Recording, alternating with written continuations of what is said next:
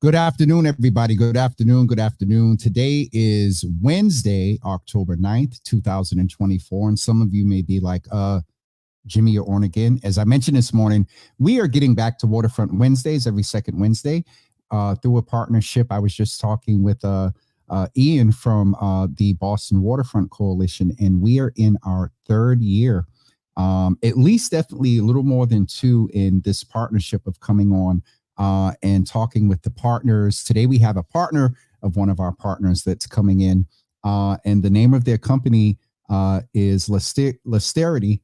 And we were talking in the beginning. I'm like, it's not Lusterity. And so she started to explain, and I said, wait, I want the whole audience to hear it at the same time. And so do me a favor, hit that share button and invite others to hear about what's going on with the Waterfront Coalition, their partner, Martiners. All right, I need to have my lunch. Martin's Park and Lusterity as well. And so without further ado, I would like to introduce to some and present to others Sierra Rothberg that does this work and then some other work she's talking about sustainability and zero waste and Girl Scouts. And we're just going to have a nice, I know some of you are at lunch, but just give us about a half an hour or so or longer. And we will definitely delve into this conversation. And so Sierra, welcome to the Java Cafe, Waterfront Wednesday. It's an honor to have you here. And so say, good afternoon. I was going to say good morning, greet people. And then we're going to talk about what you do and then allow you because Ian and I convinced ourselves that it wasn't. And I'm sure you get this, all the time because you laugh when we asked about the pronunciation. So we'll go into that in a second, but I can tell this is going to be a Waterfront Wednesday. And so greet the folks, say hello, and describe, let me see. Describe your relationship at the end of your greeting and introduction. Describe your relationship to the water in one word. One word. Oof. Oh my goodness. I mean, I feel like I can't do without the water in so many ways. I have water children, they're competitive swimmers, but I feel like the water to me is just everything. I'd like to say that I'm a grounded person, like I'm feet on the ground, like to be, I don't like to be up in the air, I should say, but the water to me feels like that. It feels very comprehensive. And there's a huge responsibility to the water as there is to the earth. So that's kind of how I feel about it. I laugh at you asking how to pronounce the name because Lusterity, I co-founded this business 10 years ago, actually. We're celebrating 10 years this spring. And more oftentimes than not, men, I don't know if it's a gender thing, but it will be Lusterity. They just can't. And I go, it's like Lusterity. And almost all of them blush, like without fail. It's like, oh, like they're fainting pillow. And that's why I thought it was so funny because I'm like Lust, and you did the same thing. You're like, oh. Because Ian, listen, Ian and I, we convinced ourselves, because when I said it, I looked, I'm looking at the briefing and I said it and Ian kind of said, I'm not sure. And he said loose. And then I looked at him and I said, I doubt it's Lusterity. And so Ian said, well, we'll find out in a second. And so when I love it. I'm like, let the audience know. Yes. And so you get that often. Forgive us, guys. For almost 99% the questions come from men. So I'm just going to say, I don't know what that is. There's a study there. Sorry? There's a study there.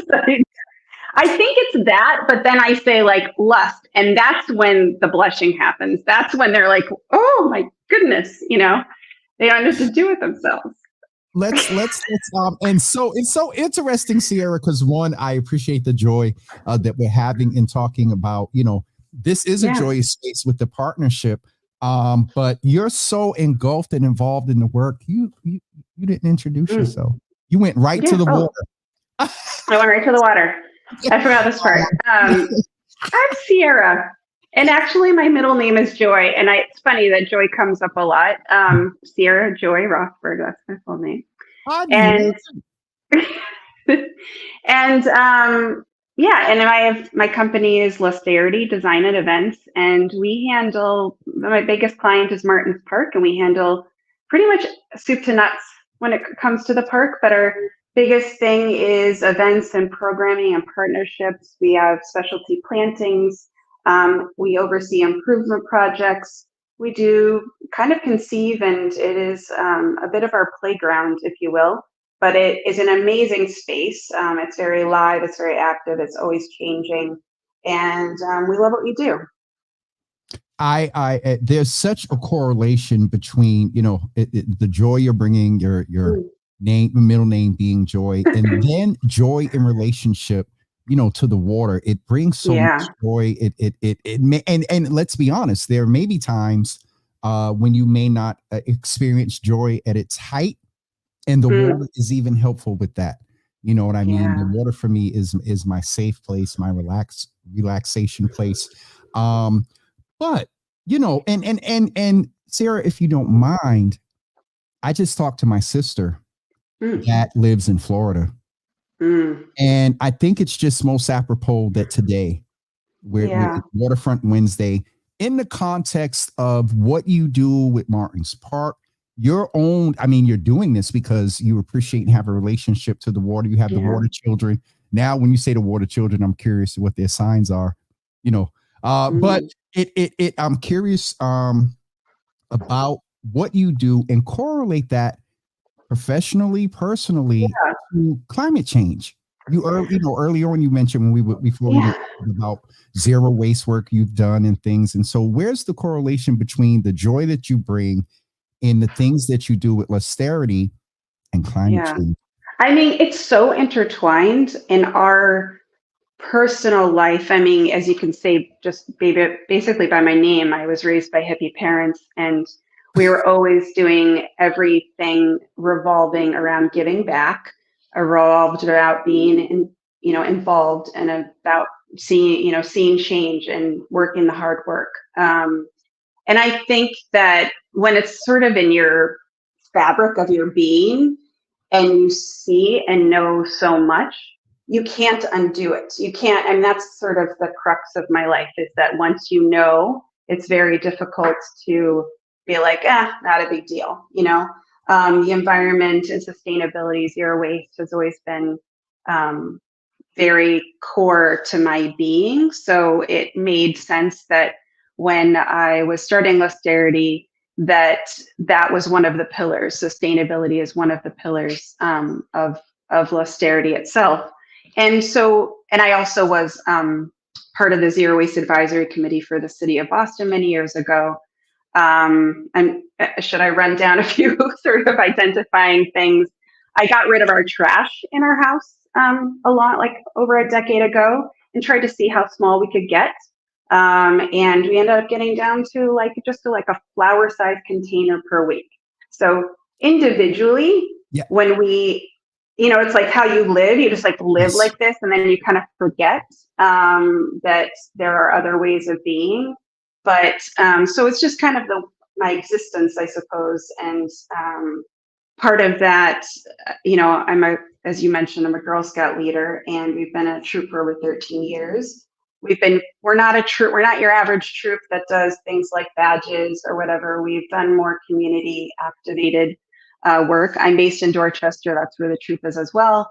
A few of the girls, including my daughter at the time, she was 9 to 12, petitioned the city of Boston to ban plastic bags. And so that was many years ago, and now she's 18. So that was a long time ago, but it was part of what she felt strongly about. And as a parent, you just kind of want to support that.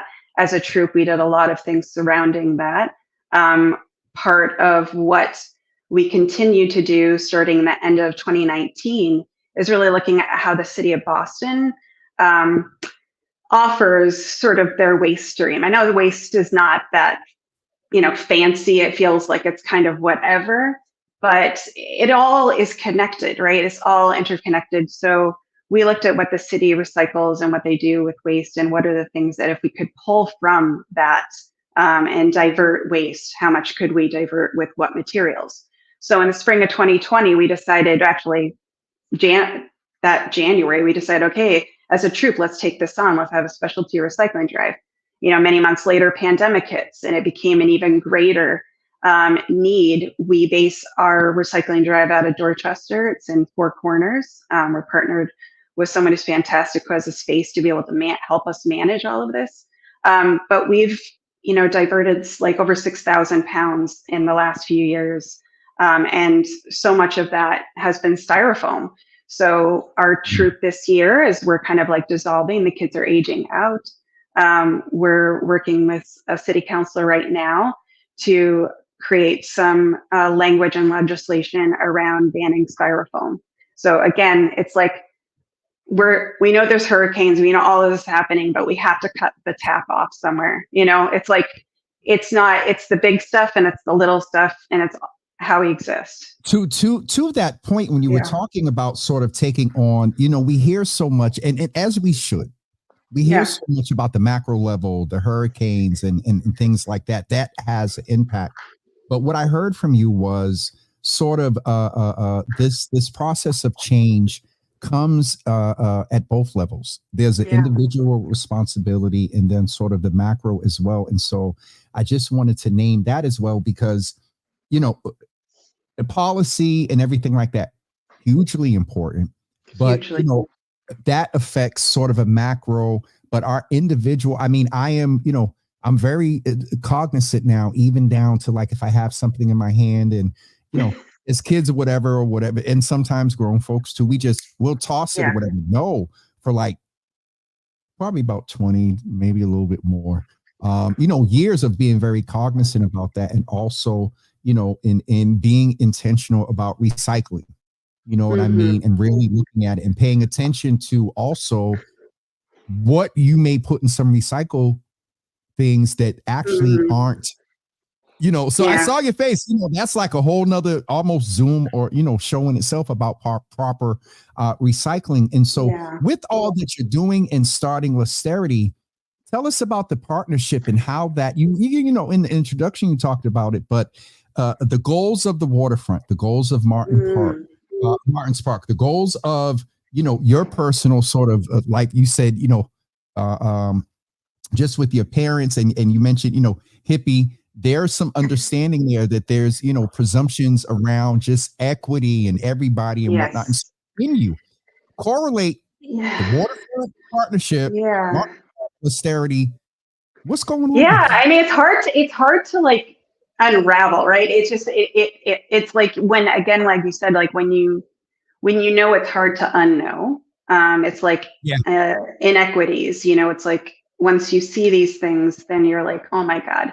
I started a Facebook group called Clean Up Boston 12 years ago. And it was really I live in Fields Corner in Dorchester, and, other parts of Dorchester, other parts of the city, some have more resources than others, and sort of looking at that. It's not that the resources aren't there, it's accessing them is kind of really what it is. And so it's kind of in a way of, how do we pool, like, a small community can pool together like all these comprehensive ideas on how to make their neighborhood tapped in, to the city fixing things or resources, or maybe it's a grassroots effort. And all the amount of work that they could do could be easily utilized in another part of the city. And instead of like everyone generating all new ideas, there really could be an uplifting of it, kind of more universally. And so with social media, obviously that's a lot easier, but I think just generally, and I feel like we are going in a very good direction. The fact that we have composting, for most of the neighborhoods now, citywide, is like a no-brainer, right? But when I was on the Zero Waste Advisory Committee, it was like, the discussion of that was even hard, and that was a long time ago. But we are getting into with leadership and sort of seeping through with Mayor Michelle Wu's, influences with Did you her almost heart. say? Did you almost say Mayor Menino? No, I didn't. I thought I was No. just because my thoughts go back to, and I wonder, it was just, now this is just James and Sierra. Hearing, what you've done, just if you did any work back in the day or whatever. I did. Okay, and so that's why when you said that, I thought you was going to say Menino, because he was definitely a champion. Mayor Wu has picked up the torch. She's definitely a supporter, been a part of the coalition's work, and so that was just pure James. I don't know if the audience wanted to know. Just because I've been, when he was around, I was adjacent to it.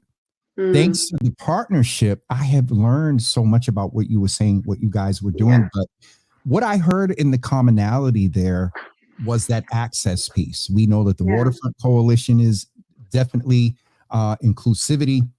Martin's Park, and with your part, that's what I do when I shake my head. So I'm going to shut up and let you go. No. I mean, I think like what you're saying is really kind of exciting, because even when the specialty plantings that I was talking about in Martin's Park, when we were first we did the opening of the park, design and events. That seems kind of a straightforward line. We were brought in to do the opening of the park, and then in the summer of 2019, and then in the spring of 2021, kind of in the middle of the pandemic, let's say, we were brought in to really activate the space, because it's the newest Boston public park in Boston. Boston's newest public park is Martin's Park. And being right on the waterfront, there's so many avenues to where do we go? How do we utilize all that Martin's Park offers? It's such a beautiful, stunning space. It was so well designed. How do we kind of not just create the educational aspect of what the park has to offer, but use it as a laboratory and as a space? Obviously, it's in the seaport. It's next to the Children's Museum. So it's not in a neighborhood per se, but how do we make these relationships? So when we proposed that we would do specialty plantings, we have an urban medicinal garden. We also have about 16 varieties of sunflowers. And it was important to give variety to even what a sunflower looks like. Because it's like, why? Like 16, what? There's not just one? Well, this is a thing. And then, we did that. And then, we learned to understand the triumphs and tribulations of a park, including bunnies, working against bunnies' needs versus our needs and our desires. And we created a partnership a few years ago with the Roxbury Sunflower Project, which is based out of Roxbury in Dorchester. And we really saw what they were doing. We're like, you're doing sunflowers, we're doing sunflowers. How can we bring this together? And so we proposed a bunch of ideas, and Equa Holmes, who is Roxbury Sunflowers, she was like, great, let's do this. And we proposed as part of it that we had had sunflowers that were representative of what she wanted in the park as part of our display. Mm-hmm. But then we also would find a sister space in a neighborhood, something that she really felt that her on her own would have a harder time. So she proposed this space in Grove Hall. At first, we were like, we had the first meeting, and we're thinking it was like this little tiny lot. It's like a triple lot. It was a massive space in Grove Hall on Warren Street. And this is our second summer. We're finishing with a celebration coming up in October to end this season. But what it meant was that we're bringing the resources of the 1 acres of Martin's Park with the same amount of sort of mission, I should say, that we have sunflowers in Martin's Park that are part of the Roxbury Sunflower Project story.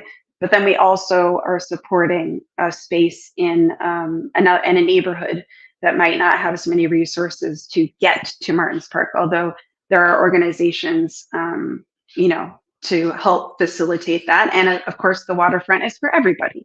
So but access sometimes is a little more limiting. And it's so interesting that you ended with that word, because that's sort of this segment piece here about the commonality between the Waterfront Coalition, Martin's Park, Lusterity, and what you're doing. Staying in the vein of climate change, what would you say if I asked you to talk about the importance when you did talk a little bit about inclusivity. I need to eat my lunch. And there's a lot of planning going on. There's a lot Yeah. of development going on Yeah. the waterfront.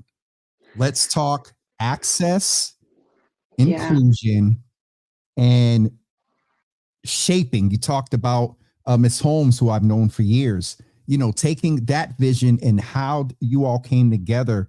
How important is it that community stay at the forefront and be a part of? I like you because you do the Yeah. same stuff I do. When I hear something, it's all in here. And so talk to that, Yeah. please. I mean, I think that for us proposing an idea like that of spending some of the park's energy and resources to a project like that was important for a lot of reasons. You know, we work with other groups and nonprofits that have events that have that same mission, which that's why I love the coalition, and I love I can't, it's like, why hasn't it been around forever? Like, why is this new? It's kind of, but it's exciting that it's new, but it's also like, it should be an obvious, it should be what is done. But then, okay, we're here now, you know what I mean? And thinking about highlighting that element of it is, I feel like it's just so important. And I feel like it is, when we're thinking about how we sort of like when we have the ability to influence, when we have the ability to offer, it's really important to think about what it means across the board. When we were bid to do one of the community composting bins before it became city curb pickup, Lusterity was chosen as one of the design crews to be able to redo one of these community compost bins. And very important to me was like, okay, we're not just going to do this in English. Like, how am I going to tell? Like, I asked the city basically. I was like, so where am I going to QR code this to that is going to have all of these languages in it? So it's not just English. For me, it's really, really important because while people may have English as a second language, like, we are just too integrated as a city and too blended as a city to not recognize that there are so many different groups and people coming every day, and they may not have all of the access that when everything is in English. And that's what's so exciting, is that we're moving in this direction as a default. Hold on, as a default. Yeah. Yeah. Okay, Miss Sierra, I wanted to let folks know a couple of things. One is that I put in the link, whether through YouTube or I put in the comments rather the link where you can directly go to and see the work that's going on in Martins Park. And then I also wanted to share your link as well to your. Look at you. I'm kind of like a shoemaker's children. I do other people's websites, but my own is like so far behind. So in the next year, it will be completely redone. But I also wanted to address that the Martins Park website, there's a widget at the bottom where you can choose a different language. So it all shows up in its own languages. We're going to go. Now it's just going to look. It's just going to change it on the website, right? And I won't be here navigating back to, I know a little bit of Spanish. Where can you see where I am? And, I cannot. Okay, hold on. That would mean I have to share the screen again. Thanks. Hold on. Here we go. All right. Yeah. So at the bottom there should be a widget. Okay. Take the survey, friends, subscribe. And you'll see it pops up on the hold on. Yeah. Bottom right. This 53 showed up a little bit because I'm looking for like something like to sign me up here. And this right over here. Okay. So you can go in. Does it show? Hold on. I'm in different screens. Did it show all the languages when I clicked that? Did it show on the screen? It didn't. I'm sorry. When I say okay, that means that you've hit a real passion point. So let me tell you all, maybe it's a function of the computer, which is interesting. Just off the top of my head, me in the background in here scrolling, there has to. Yeah, it's impressive. I mean, that's a Google function. It's not, it used to be on a website that you would have to essentially translate every single page. Yeah, but Um, there's intentionality there. Let's not, yeah, I'm if anybody from the team's on, when we update, because I'm doing some website stuff too. yeah, When we update the website, can we get that widget and put it on Java with Jimmy too? Intentionality. yeah. Including even when it comes to our physical signage in the park. We were in charge of all of that, right? Really activating the space. So making sure that it was actually before this widget came about, but really that, and it would say in the bottom like en español and francais, and it would have it in language different, like basically 8 of the main languages that the city identifies Yep. that have most generally things translated. And there was a QR code that went to it, not just as the same identical imagery, like the same signage, not just text, but the same design, but in those languages with text next to it. So it was like as trying to make it as, again, that like thoughtfulness to be like, we're inclusive of everyone. I mean, people do not just because people travel from everywhere to Martin's Park. It is a neighborhood park, but it really is a destination space because people are going to the children's museum. They're traveling, they just come across it. There's so many different avenues for people to find Martin's Park that it just as far as like Lusterity is concerned, we're always trying to think about how to involve the experience to everyone as equally as possible. So it's not just an advantage just because English in this Yep. portion. So we do take our time to do things like that.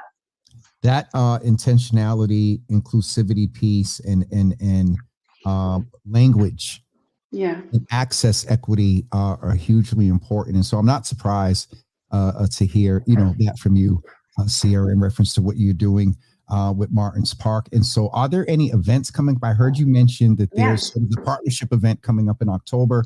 Let me see if I can navigate on the website here and get to the events page. But go ahead and tell us a couple of things. Yeah. So, well, as kind of on that side of intentionality of inclusion, the other aspect that we have is the sustainability piece. So we do as much that we can to, even when we have events, everything's compostable. Everything is like with the intention of making it as zero waste as possible. When we did the opening of the park, and even things that we have now, we'll make like bookmarks or bracelets. Instead of them being Tyvek, they're seed paper. So things that can be planted after. But we really try to make it as close to low impact on the earth as we can. We have a Climate Stripes art installation, as you mentioned, in the park now. A year ago, last year, we had our installation about pollinators.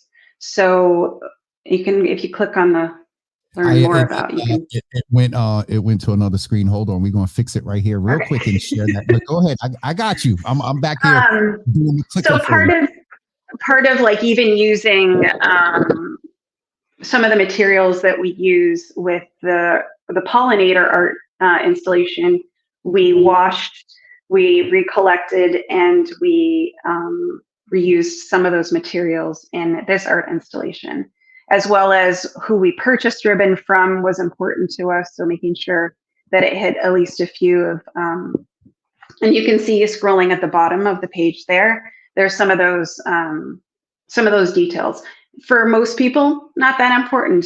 For us, pretty important. Yeah. That all the things that we're doing that have some intention, and we appreciate that our clients also appreciate that. So Let's take a quick look at this video, folks. It's about just almost close to 2 minutes, but let's, I'm a visual person. Let's take a look at this video. Sarah, do me a favor and just nod if you can hear the volume once we get started. Mhm.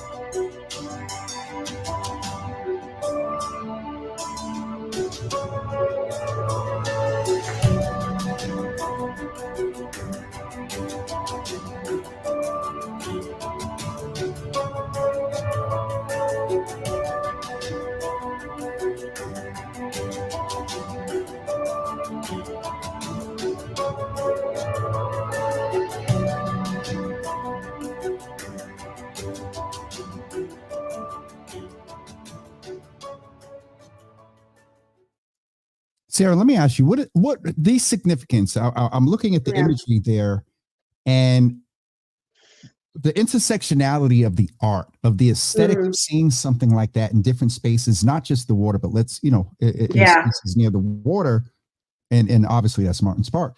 Um, Again, correlate the that aesthetic, the Yeah. art, with just the access and just what it.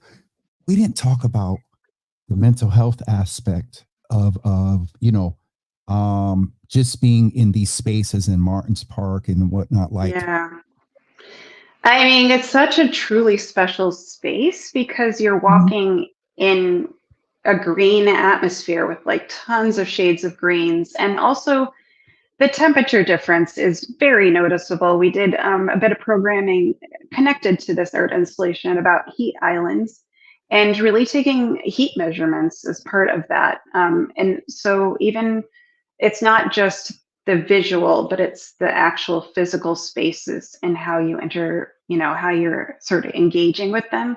And then, of course, it's right on the water, which is this whole other avenue because you're in a city, you kind of hear it, but not really when it's full of leaves. And then the temperature is cooler than it is in the summer, whereas when you're just outside. And then you have a sea breeze, and sometimes the smell of the sea breeze, hits you right inside of the park, and then you're right on the water. So there's a lot there. For us, doing these art installations is one of those things where we didn't want it to make it scary in a way that, it's mainly a children's park, so we didn't want to make it scary in a way. We wanted to make it beautiful in a lot of ways, but inspired by Professor Hawkins' climate stripes, which basically each one of those colors bands, it represents a year. It's the average temperature of that year. And so it starts in 1850, and the yeah, most recent um, marker is 2023. And there was sort of an average of eight cooler and or eight warmer, right on the average of what your average should be. And when it's taking Boston obviously has a different, some of them are more micro than that. Some are Boston or Massachusetts or other states. So they look a little bit different, but this is the global average. Looking at 1850, you have a lot of hues of blue. Blue is cooler, so it's the coolest of the times, as you noticed. And then it mhm, starts to get lighter blue. It's actually still cool, but it's starting to warm up. And you don't hit a pink, you don't hit the red scale until about 1981. So if we're thinking about time from 1850 to 1981, that is quite a span of time. mhm, What you start to notice considerably is that the 1850 to 1981, the hues, let's just talk about the colors, the hues of colors are really all in the blue range, right? And you'll see that sometimes they'll get cooler and then they'll warm up a bit and be light blue. But once you hit 1981, it really kind of just remains above that global average. And when 2022 came around, that was sort of at the height of what they had as their eight warmest warm colors, and 2023 surpassed that as far as its global. My whole life, I've been hearing this tipping point. What the tipping point is going to be, and I've been hearing about climate change for a very long time, but as it's kind of it's one of those things where it's terrifying and exciting that people are starting to address it more openly and more mhm. universally now. Yeah, but it's just so curious to hear that from 81 to 22 was Yeah, that sort of my understanding, right? That over from 81 to 22, what did yeah. we not So if you prioritize? Yeah, I know you're not on the page right now, but we took this project to a lot of different levels. If you go into the climate stripes, there's actually a timeline that we created. We looked at the time, what was happening historically, Mhm, um, environmentally, policy driven, and so forth. Anything that was reflective of climate change, including sometimes just a significant event like World War II or something like that. we included that in the timeline and gave some images to the timeline because for us, we were really curious why, not just, like looking over the span of time, how things have changed with the global temperature, but what does that mean for us? And where policy started to really roll in was the 70s, because there were so many disasters that were happening, environmental disasters. And anytime you saw a really huge, like no no fuzzy gray area of like how significant it was, but the next year there was significant policy change. So if you go down further, Yeah. oh, right there, it was actually where you were. Climate change timeline on the right, on the button. It's like two buttons. Yep. Yeah, let's see if this is going to take us to another screen. Oh, Hold on. I got us if it it does, will. but all right, hold on. It will. Sorry. Hold on. No, you're good. Listen, folks know I do this stuff in real time. Here we go. Here's me. And then this one is timeline. Okay. Here. Yeah. So we really looked at the timeline. It looks like it's a little bit fuzzy here, but we really looked at the timeline and how things shifted. This is further, I think this one scrolls down. And you'll start to... Sorry, the year and things may be just a little interesting here because of the formatting. But what I will do is, so folks can go on their own, is I'm just going to put the link in the comments. What we tried to do is that you can kind of see the 1850 to 1865 is like sort of what the themes of that time. And we started to look to see how there was patterns. Obviously, the Industrial Revolution made a huge change in how we manufacture things, how we trade, how we're creating carbon emissions. Like there's so much there. When we go into more of the specifics of what happens kind of down below, things will start popping up further down that page. But what you'll start to see is that there's real correlation between policy and change more globally. And also the fact that once there's significant change in one place, that it influences others to do a similar policy change. Not obviously very quickly, but what you'll see is that it's sort of nonpartisan in some places where it's so significantly impactful to the planet, to the people, that you'll start to see that really policy does start to change. And what that does is, in turn, affects how people, especially those that do a lot of carbon emission or a lot of damage, whether they understand they are or not, but it really changes things in a positive way. Think about how many electric vehicles there are now versus 10 years ago, even 5 years ago. And it was, like kind of a joke for those saying that we couldn't do it or so forth. So like, I feel like we've come a long way. I don't know if it's fast enough personally, because things just take so much longer to implement. Once policy, it's usually like a year for it to really get going. But it is just kind of exciting to see that at least in Boston, things are changing. And, even looking at the styrofoam ban that we're proposing, on the personal side of my life, working with city councilors, looking at how many other cities and towns in Boston, in Massachusetts, and how many other states have passed it. So it's like, we don't have to invent this. It's been done. We just need to get on board. We need to move faster on these things. So I think of like the small things that we can do. And then of course, making an art installation like this is a little passive, but we wanted to give that deeper information to people, because as we were installing it, everyone's like, oh, this is so beautiful, as they're passing by, like, I love this. And I'm like, it's about climate change. And they're like, oh, like their faces drop and they're like, oh, and I'm like, see this red line? This is 1981. This short span is fully red. All of this is blue. Like, this is our charge. This is our time, what are we going to do? In that perspective, I thought you meant that they were like, this is climate change, and they just thought it was, art or whatever. But they are. Sierra, I wanted to thank you for spending time with us today. I learned a lot, and definitely encouraged. I came off moderating that panel last night around, equity and green jobs and things like green and blue jobs like that. And so this has just been a theme for me the past couple of days, and that is our intent, to bring this information and make folks aware Yeah. in the community. So I just wanted to make sure folks know that we shared a few links. Most One other recently, thing, go ahead.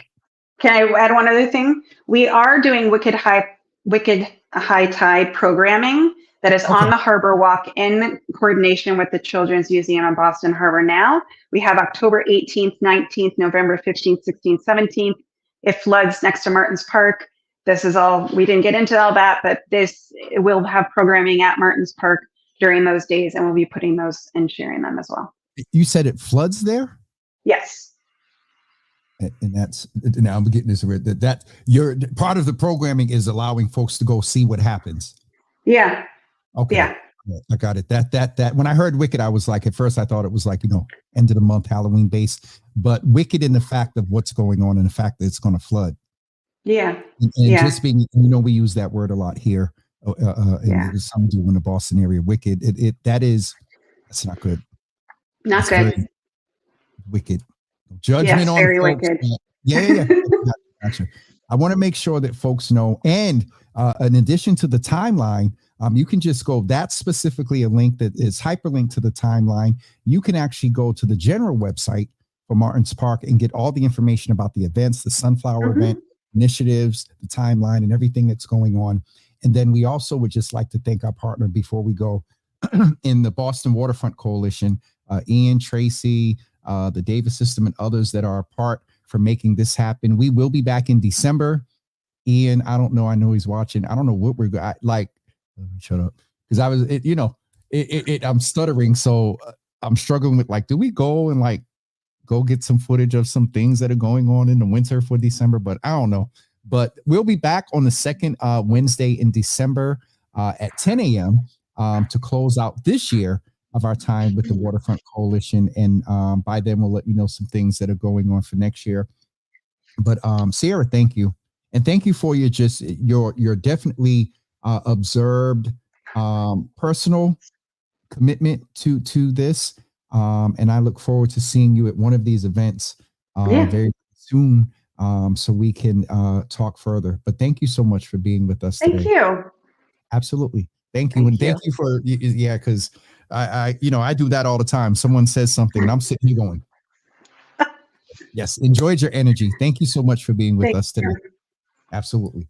Thanks. Folks, I hope that you listened and got some good information, got encouraged to make this a priority, to pay attention to the work that the Waterfront Coalition is doing and beyond, and go check out Martin's Park.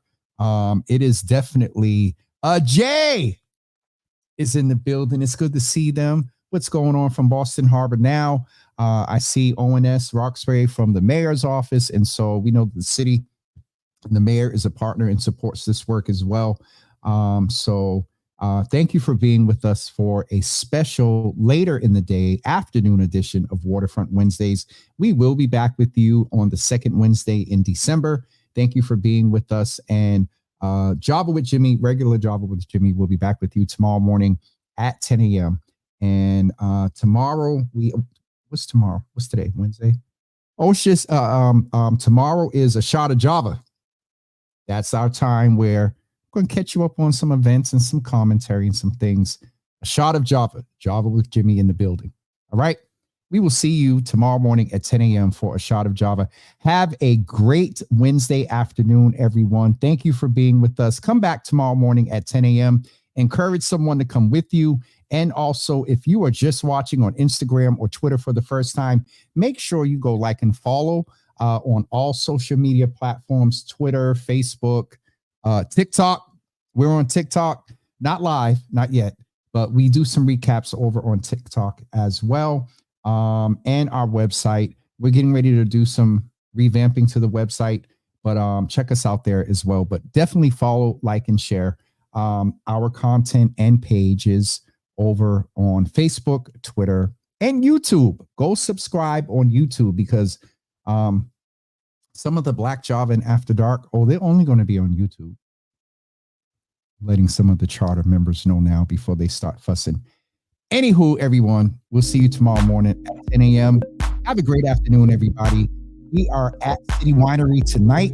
with 826 Boston for their Night of 1,000 Stories, where they are honoring Nia Grace, such an icon in the hospitality industry, in the give back industry. Who's going to be with us actually next Tuesday to talk about one of the ballot questions that impact those that are in our hospitality industry. And so we'll be there with them tonight, and we'll see you tomorrow morning at 10 a.m. Have a great afternoon, and we will talk to you soon. Peace, everybody.